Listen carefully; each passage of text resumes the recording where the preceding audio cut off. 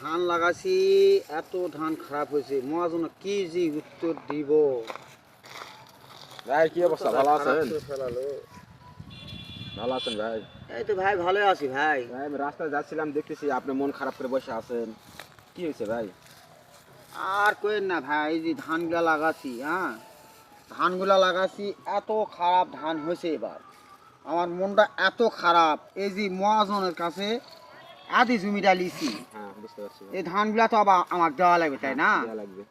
আমি চিন্তা করতেছি মহাজনক কি দিব, মানে আদি জমি যার কাছে নিয়েছি তাক কি দিব, আবার এই ওষুধ টষুধ ছাড়িলা বাকি লিয়ে আছি তাক কি হ্যাঁ, দিব। বুঝতে পারছি।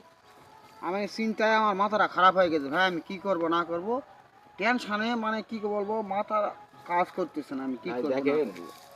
উপরালা মনে করেন যে আপনাকে পরীক্ষা করতেছে এরকম একটা মানে ধান দিয়ে, হুম। বুঝতে পারছেন? মন খারাপ করার কিছুই নাই।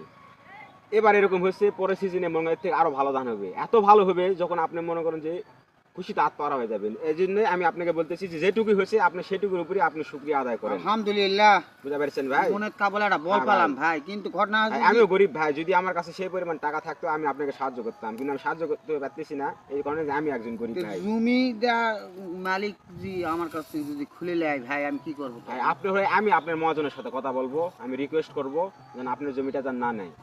ভাই? একটু আমার জন্য রিকোয়েস্ট করেন অবশ্যই ভাই, আপনার আমি জন্য সামনে request করবো বছর ভাই। চেষ্টা করব ভাই হ্যাঁ ভালো ভাই। ধান করার জন্য। অবশ্যই আপনার জন্য রিকোয়েস্ট করবো, ভালো থাকবেন আর মন খারাপ করবেন না, উপর আল্লাহ আপনাকে পরীক্ষা করেছেন। আলহামদুলিল্লাহ, উপর আল্লাহর প্রতি আমি ভরসা রাখবেন ভাই। আল্লাহর কাছে শুকরিয়া আদায় হ্যাঁ ভাই, করি থাকেন ভাই। যে এবার খারাপ হয়েছে, সামনে বার আল্লাহ পাক আমার কোনো সুন্দর যেন ধান দেয়, আপনাদেরকেও যেন ভালো ধান দেয়।